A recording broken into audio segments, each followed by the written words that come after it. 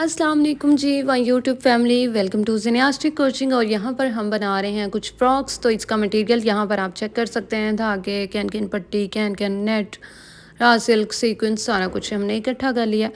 तो हमारे पास एक स्कूल फंक्शन का ऑर्डर था जिसके लिए हम फ्रॉक्स बना रहे थे, तो मैंने सोचा अपने व्यूवर्स के साथ भी शेयर कर दूँ। और यहाँ पर हम नेट कट कर रहे हैं जो कि तकरीबन है 10 गज़ के करीब, और 10 यार्ड हमने नेट कट कर ली हुई है जो कि ऊपर वाले फ्लेयर के लिए यूज़ होगी। कैन कैन पट्टी हमने नीचे लगानी है, उसका भी मेथड आपके साथ शेयर करूँगी। सबसे पहले हम नेट को फ़ोल्ड करेंगे। फ़ोल्ड करने के बाद हमने इसका एक साइड से जो कपड़ा है वो कट कर लेना है जो कि ख़राब हुआ होता है। ख़राब भी बेसिकली वो जब मशीन के अंदर लगता है तो तब उसके अंदर सुराख हो जाते हैं। अच्छा जी, सबसे पहले हमने 29 इंचेस के करीब नेट का फैब्रिक कट कर लेना है। इस फ्रॉक की लेंथ हमें चाहिए 39। अब 39 अगर आपको चाहिए तो आपने 2 इंचेस का तो मार्जिन रख लेना है। ये चीज़ मैं आपको क्लियर करती चलूँ कि आपका जो है वो हाफ़ इंच ऊपर से, हाफ़ इंच नीचे से निकल जाएगा। हाफ़ इंच ही वो सॉरी 1 इंच आपने बॉडी का मार्जिन रखना है ऊपर और नीचे से, ठीक है। तो 2 इंचेस आपने ज़्यादा रखना है। लाइक मुझे ये 8 इंचेस फ्रॉक का घेर नीचे वाला मिलेगा, और बॉडी जो है वो हमें 11 इंचेस में चाहिए होगी। तो सबसे पहले कैन कैन पट्टी जो है वो 2.5 इंचेस में हमने ले ली हुई है। अगर 10 गज़ का घेर है तो 10 गज़ ही कैन कैन पट्टी चाहिए। पॉलिस्टर थ्रेड ले लिया हुआ है और राउंड रॉबिन में हमने धागे भर लिए हुए हैं, ठीक है। तो यहाँ पर नेट मशीन के नीचे रख ली हुई है हमने। सबसे पहले धागे डालेंगे। तो राउंड रॉबिन आपने जो अच्छा, एक चीज़ मैं यहाँ पे क्लियर करती चलूँ कि हम ज़्यादातर जो कैन कैन पट्टी लगाते हैं वो हम वायर के साथ लगाते हैं, लेकिन यहाँ पर हम थ्रेड के साथ लगा रहे हैं। उसकी रीज़न ये थी कि ये स्कूल के फंक्शन की ड्रेसेस थी, और जो उनकी टीचर थी उन्होंने ये कहा था कि आप ऐसा कीजिए, आप ना धागे के साथ लगा लें, क्योंकि बाद में जो है वो मदर्स को खुद आयरन करना पड़ेगा। डेफिनेटली वो स्टीम आयरन नहीं करवा सकती हैं। वायर के साथ अगर आप खुद लगा रहे हैं तो एक चीज़ माइंड में रखिएगा कि फिर वायर जो है वो अगर आप सादा घरों में जो इस्त्री होती है उसके साथ करेंगे तो वो जल जाएगी, तो ख़राब हो जाएगी। या तो उसको आपको स्टीम आयरन करना पड़ेगा, या फिर आपने उसको कैन कैन पट्टी को लगाना ही धागे। कैन कैन पट्टी पिघलेगी नहीं, जो वायर जिसके साथ हम एज अ थ्रेड यूज़ करते हैं वो अगर यूज़ करेंगे तो फिर वो पिघल जाएगी। तो बेहतर ये है कि आप इसको धागे के साथ लगा लें, कोई मसला नहीं होता है। धागा भी इसमें जो लुक है उसकी इन्हांस करता है। तो सबसे पहले हमने इसको 2-3 सेंटीमीटर के फासले पे रख के स्टिच करते जाना है, ठीक है। स्टिचिंग करेंगे और उसके बाद जो है वो अच्छा जी, तो जितना घेर है इसी तरह से आपने स्ट्रेट लाइन में इसको कैन कैन पट्टी लगा लेनी है। पहले एक साइड से पूरा आपने इसको स्टिच कर लेना है। यहाँ पर धागा टूट गया है और इसके बाद हमने दोबारा डाल लिया। धागा टूटना मेरी टेलर का सबसे नफ़रत वाला काम है। अच्छा जी, ये एंड तक हम इसको लेके जाएंगे, ठीक है। इसका एज जहाँ पे आएगा वो कट कर ली हुई है हमने उसके अकॉर्डिंग, और ये देखें यहाँ पर हमारा हो गया स्टिच। उसके बाद जी हमने इसको टर्न किस तरह से करना है ये भी आपने पॉइंट जो है वो अपने माइंड में रखना है, या इसका स्क्रीनशॉट ले लीजिएगा। अच्छा जी, सबसे पहले ये धागा कट कर लेंगे, क्योंकि कैन कैन पट्टी के अंदर कोई भी किसी भी किस्म का धागा नहीं होना चाहिए, बाद में वो कटिंग नहीं होगा, ठीक है। अब उसको टर्न करने के बाद यहाँ से स्टिच करना है दोनों साइड से, ठीक है। पहले यहाँ से स्टिच करेंगे। अब जो नीचे से फैब्रिक फोल्ड हुआ है ना, ये बहुत प्यारी लुक देता है फ्रॉक को, ठीक है। तो इसकी टेंशन लेने की ज़रूरत नहीं है, इससे लुक मज़ीद इन्हांस होती है। अब यहाँ पे इसी तरह से हमने पूरा का पूरा जो है वो स्टिच कर लेना है, ठीक है। मतलब 3 दफ़ा स्टिचिंग लगानी है हमने, सिलाई लगानी है एक कैन कैन पट्टी को। तो यहाँ पे अब इस साइड से भी हम इसको स्टिच कर लेंगे, ओके। अगर 1-2 सेंटीमीटर का फ़र्क होता है तो ऐसा कोई इशू नहीं होता है, वो कवर हो जाता है इसमें। लाइक जो है वो धागा कम ज़्यादा हो जाए। अच्छा जी, यहाँ पर हमने ज़िप लगा ली हुई है। ज़िप लगाने का मेथड मैंने एक वीडियो में शेयर कर दिया हुआ है लास्ट, और वो अगर आपको देखना हो तो देख लीजिएगा। बाकी ज़िप लगाना बहुत आसान है। बॉडी की कटिंग भी मैंने शेयर कर दी हुई है, इसलिए इस वीडियो में शेयर नहीं की। यहाँ पर छोटी छोटी 2 पॉइंट्स थे, मैंने कहा कि वो भी क्लियर कर दूँ। ज़िप या बराबर नीचे वाला और ऊपर वाला फैब्रिक होगा तब कट करना है, ठीक है। पहले बराबर करके उसके बाद कट करना है। अब यहाँ पे क्या है, हम दूसरी साइड से भी कट कर लेंगे। तो फ्रंट पार्ट को किस तरह से स्टिच करना है ये एक थोड़ा सा एक सिस्टर को समझ नहीं आया था, तो मैंने सोचा साथ में क्लियर कर दूँ। सबसे पहले तो आपने शोल्डर पे पिन लगा लेनी है। ठीक है, ताकि आपका फैब्रिक जो है वो इक्वली रहे दोनों साइड से। अब यहाँ पे नेक लाइन को हमने स्टिच करना है, तो यहाँ पे नेक लाइन नीड किस तरह से होती है वो पॉइंट भी क्लियर करती चलूँगी मैं आपके साथ। छोटे छोटे पॉइंट्स हैं जो बिगनर हैं मेरी सिस्टर जो खुद स्टिचिंग कर रही हैं, सीख रही हैं, तो उनके लिए थोड़े से इस तरह के पॉइंट्स साथ साथ शेयर करते रहेंगे। सबसे पहले तो हमने नेकलाइन कट कर ली। अब इसके बाद क्या, इनको राउंड ही चाहिए थी, तो यहाँ पर हमने क्या किया है कि अंदर वाला जो फैब्रिक है नीचे वाला वो कट कर लेंगे। ठीक है, ये हो गया। उसके बाद जी हमने छोटे छोटे से कट्स लगाने हैं ताकि फ्रंट साइड से नीटनेस मज़ीद इन्हेंस हो जाए। ज़्यादा बड़ा कट लगाएंगे तो फैब्रिक भी कट हो जाएगा, सॉरी धागा भी कट हो जाएगा, मज़ीद दोबारा से स्टिच करना पड़ेगा। अब ये देखें, अगर तो नेट या रा सिल्क में कर रहे हैं तो इसको आयरन कर लीजिएगा। इसको आयरन करने की ज़रूरत नहीं है, आप नीटनेस से खुद ही चेक कर सकते हैं कि कितनी ज़्यादा नीट हो रही है।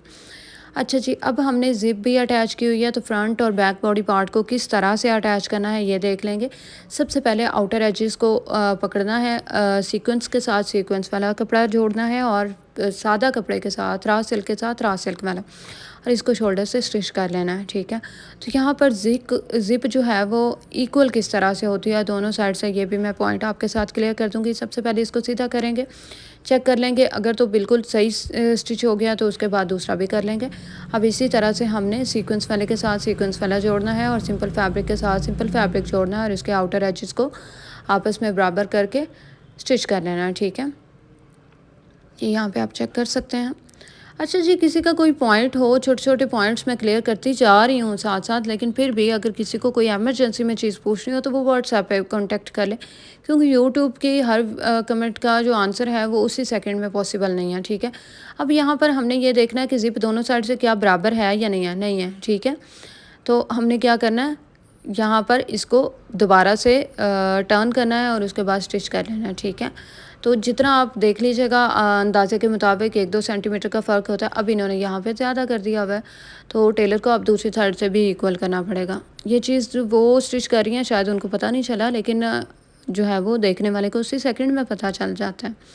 तो ये आपने छोटा सा पॉइंट है, इसको लाजमी क्लियर करना है, देखना है। अब यहाँ पे ये देखें, ये इस साइड से थोड़ी सी बढ़ गई है। ठीक है, 1 सेंटीमीटर का फ़र्क भी होगा तो वो उसकी जो लुक है वो इन्हेंस नहीं होती है, प्यारी नहीं लगती है। ठीक है, वो लगता है कि किसी ने रफली इसको स्टिच किया हुआ है। हाँ जी, यहाँ पर देखें, अब दोनों साइड से बराबर हो जाएगा।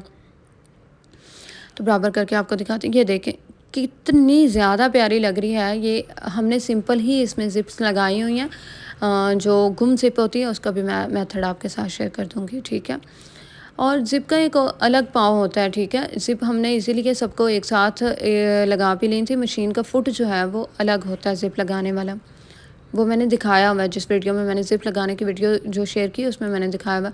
तो हमने दोनों साइड से शोल्डर स्टिच कर लेना। इसको हमने लगानी है स्लीव्स के बगैर वाली बॉडी मैंने ऑलरेडी शेयर कर दी हुई है, वो देख लीजिएगा आप। तो यहाँ पर हमने इसके इक्वल कर लिए हैं शोल्डर भी। ठीक है, अब हमने क्या करना है, स्लीव्स लगानी है इसकी। ये आ गई स्लीव्स, तो स्लीव्स जो हैं इनको थोड़े से शोल्डर से चुन्नट वाले चाहिए। ठीक है, तो सबसे पहले तो हमने इसको दोनों साइड से स्टिच कर, सॉरी चारों साइड से स्टिच कर लेना है। तो यहाँ पे मैं आपको दिखाती चलूँ, ये वाला जी फैब्रिक है रा सिल्क, ऊपर वाला सीक्वेंस फैब्रिक है।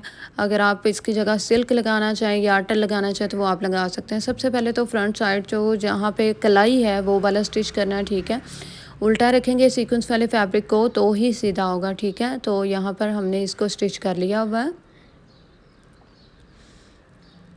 आपको सीधा करके दिखा देती हूँ। ये देखें, यहाँ पर स्टिच हो गया। ठीक है, अब हमने क्या करना है, इसकी बाकी साइड्स को भी स्टिच करना है, लेकिन पहले इसकी कलाई को कवर कर लेंगे। तो अब इसको ऊपर से भी स्टिच करेंगे। हो गया, अब एक और हमने यहाँ पे स्टिच लगाना है, ये देखें। तो जो लोग कहते हैं कि ये बड़ा मतलब इशारों वाला काम है, तो इशारों वाला नहीं, बड़ी मेहनत दरकार है इसमें। अब चारों साइड से हमने इसको स्टिच कर लेना है। ये देखें, यहाँ पे पहले एक राइट साइड इसकी कवर करेंगे, उसके बाद जो है वो हम इसकी लेफ़्ट साइड कवर करेंगे। वो नीचे वाला फैब्रिक इक्वल नहीं था तो टेलर ने उसी टाइम उसको कवर कर दिया ताकि बाद में जो है वो इशू ना आए। अब यहाँ पे हमने शोल्डर वाली साइड को भी कवर कर देना है। अब यहाँ पे ऊपर शोल्डर पे छोटी सी 1-2 चुन्नट्स डालनी है, वो मैं आपको साथ में दिखा दूँगी जब हम चुन्नट डालेंगे, ठीक है। तो यहाँ पे इन्होंने निशान लगा लिया हुआ है, हाफ़ कहाँ पे आती हैं, ठीक है। अब हमने वही बॉडी वाला फैब्रिक पकड़ना है और उसके साथ स्लीव्स अटैच करनी है। तो यहाँ पे जो हमारा शोल्डर का हाफ़ है वहाँ से और स्लीव्स का हाफ़ यहाँ से स्टिच करना है, ठीक है। एक साइड सीधी होगी, एक साइड उल्टी होगी तो फिर होगा। ये देखें, यहाँ से इसको हमने स्टिच कर लेना है। यहाँ पे डालेंगे हम चुन्नट 1 या 2, ठीक है। ज़्यादा डालने की ज़रूरत नहीं। एक और चीज़ यहाँ पे क्लियर करती चलूँ, अगर आपकी स्लीव्स यानी शोल्डर तो वैसे तो नॉर्मली इक्वल होते हैं, लेकिन अगर समटाइम जो है वो कटिंग में थोड़ा सा इशू आ जाए, बढ़ जाए, तो यहाँ पे चुन्नट डाल के आप उनको बराबर कर सकते हैं, नहीं तो फिर आपको दोबारा उनकी कटिंग करनी पड़ेगी। और ये देखें, यहाँ पे एक और चीज़ पॉइंट क्लियर करती चलूँ कि जो आपने कट लगाना है वो बिल्कुल छोटा लगाना है निशान लगाने के लिए, ठीक है, बराबर ज़्यादा नहीं लगाना। ये यहाँ पे बाजू लग गया। एक सीधा करके आपको दिखा देते हैं। ये देखें, यहाँ से थोड़ा सा चुन्नट डालें तो उसकी लुक मज़ीद प्यारी हो गई है, ठीक है। इसी तरह से हमने दूसरा बाजू भी लगा लेना है। एक साइड होगी, दूसरी हो गई। अब इसको हमने स्लीव्स जो हैं उनको स्टिच कर लेना है। तो यहाँ पे मज़ीद हम फैब्रिक साथ साथ कट भी कर रहे हैं।